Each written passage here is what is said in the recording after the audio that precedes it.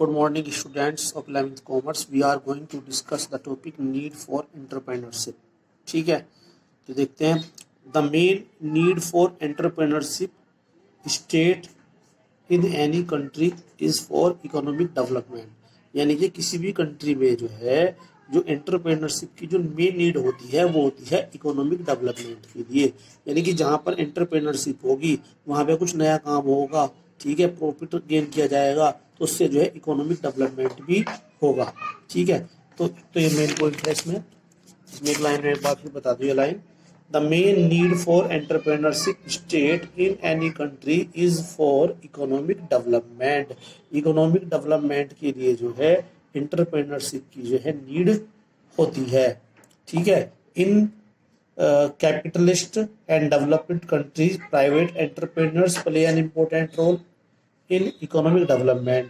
तो जो कैपिटलिस्ट और जो डेवलपिंग कंट्री है वहाँ पर जो है जो प्राइवेट एंटरप्रेन्योर्स हैं वो इकोनॉमिक डेवलपमेंट का इम्पोर्टेंट रोल प्ले करते हैं. लेकिन जो सोशलिस्ट कंट्रीज है वहाँ पर जो है ना जो गवर्नमेंट और जो है जो गवर्नमेंट ही एंटरप्रेन्योर होती है. लेकिन जो इंडिया है, इंडिया में यहाँ पे दोनों होते हैं, गवर्नमेंट भी और प्राइवेट एंटरप्रेन्योर भी. ठीक है, अब आगे देखते हैं. यहाँ पर इकोनॉमिक जो ग्रोथ है, economic growth depends on the rate of innovation in economic field. जो इकोनॉमिक जो ग्रोथ है, इकोनॉमिक ग्रोथ है किस पर डिपेंड करती है? इकोनॉमिक फील्ड में कोई इनोवेशन की जो रेट है उस पर डिपेंड करती है. यानी जितना ज़्यादा इनोवेशन होगा उतनी ज़्यादा इकोनॉमिक ग्रोथ होगी. ठीक है, तो और ये जो है किस पर इकोनॉमिक ग्रोथ जो किस पर डिपेंड करती है? इनोवेशन पर. और इनोवेशन किस पर डिपेंड करेगा? वो number and quality of entrepreneurs in society. मतलब सोसाइटी में जो है कितने ज़्यादा जो है एंटरप्रेन्योर्स हैं जो है उतनी ज़्यादा ग्रोथ होगी और कितनी क्वालिटी के हैं यानी अच्छे जो हैं. ठीक है, और ऐसे जो है 10 entrepreneur is an agent of progress in society. इसलिए जो एंटरप्रेन्योर है वह सोसाइटी में प्रोग्रेस के एजेंट होता है, क्योंकि वह न्यू प्रोडक्ट लाता है, नए नए डेवलपमेंट करता है, तो वो जो है प्रोग्रेस करता है. अब आगे हैं the need for entrepreneurship can be highlighted, जो हमारा मेन पॉइंट है.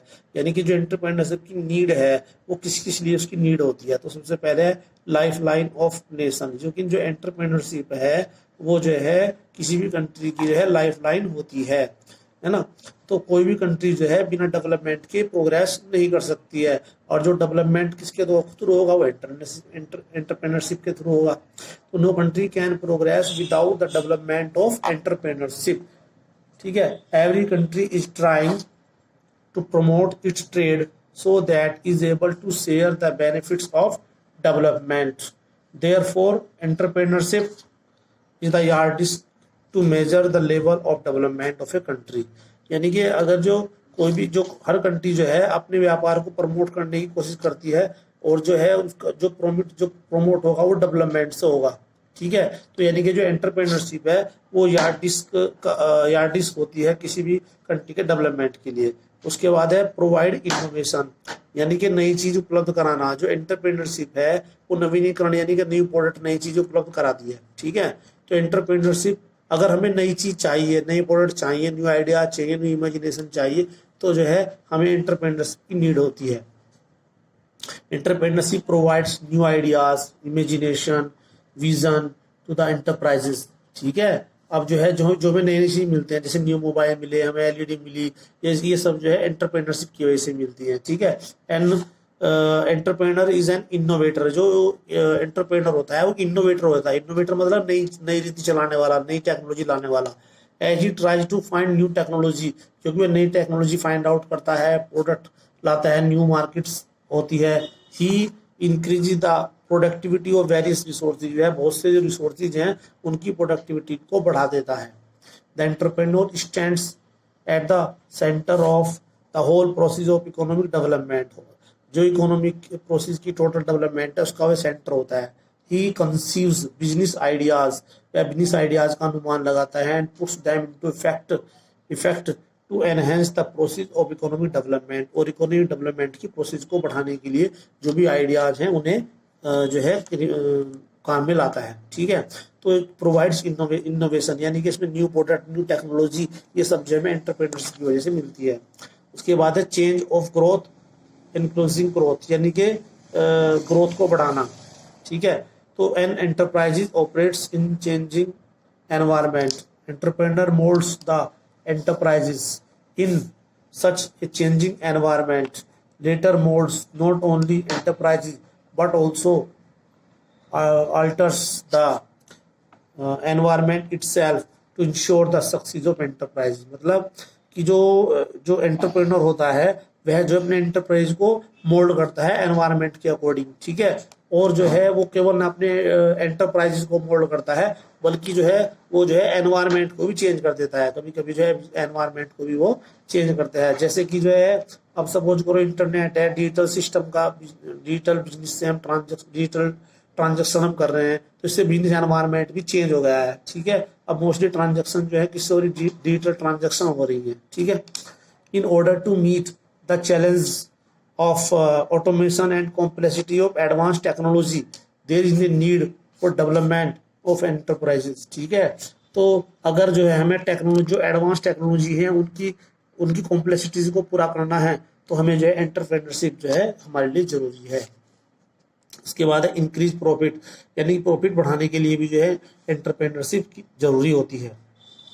Profits can be increase in any enterprises either by increasing by sales revenue and reducing cost, मतलब जो प्रॉफिट बढ़ता है वो सेल्स रिवेन्यू को इंक्रीज करके, कॉस्ट को डिक्रीज करके, कॉस्ट को कम करके प्रॉफिट बढ़ता है, ठीक है।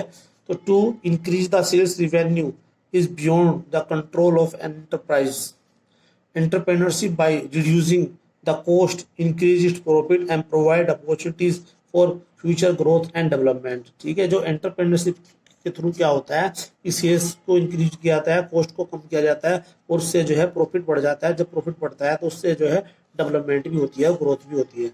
एम्प्लॉयमेंट अपॉर्चुनिटीज, एंटरप्रेन्योरशिप जो है जो एम्प्लॉयमेंट भी प्रोवाइड कराता है कि जो है जब न्यू प्रोडक्ट लाते हैं, न्यू डेवलपमेंट होता है जो है और न्यू डिपार्टमेंट की रिक्वायरमेंट होती है तो वैकेंसीज भी निकलती हैं, ठीक है। तो entrepreneurship and it's activities provide maximum employment potential, बहुत ज़्यादा जो रोजगार की संभावना है उनको बढ़ा देता है। Large number of persons are employed in entrepreneurial activities in the country, जब भी देश में कोई एंटरप्रेन्योरल एक्टिविटीज होती है तो उसमें बहुत सारे जो पर्सन है उनको काम पे रखा जाता है। The growth in these activities bring more and more employment opportunities, जैसे ही इन एक्टिविटीज में ग्रोथ होती है। नेक्स्ट सोशल बेनिफिट्स, ठीक है। तो इससे जो है सोशल बेनिफिट भी मिलता है। It is not only beneficial to the business enterprise, जो एंटरप्रेन्योरशिप है न केवल बिजनेस एंटरप्राइज के बेनिफिशियल होती है बट टू द सोसाइटी, बल्कि सोसाइटी के लिए भी बेनिफिशियल होती है। It raises standard of living by providing good quality of product and services at the lowest possible cost, यानी कि सबसे कम कॉस्ट पर जो है यह सोसाइटी को अच्छी क्वालिटी के प्रोडक्ट और सर्विस प्रोवाइड कराती है जिससे कि उनका स्टैंडर्ड ऑफ लिविंग बढ़ता है। जैसे कि मोबाइल है, मोबाइल में इनोवेशन हुआ तो मोबाइल में इनोवेशन होने से आपको जो है बहुत कम कॉस्ट पर जो है अच्छी क्वालिटी के मोबाइल मिल रहे हैं, सर्विस मिल रही है, तो इससे जो है स्टैंडर्ड ऑफ लिविंग जो है वो बढ़ रहा है, ठीक है। बिजनेस में भी ग्रोथ हो रही है। तो इससे जो है सोसाइटी को भी बेनिफिट हो रहा है। It also makes the maximum use of scarce resources and promotes peace and prosperity in the society।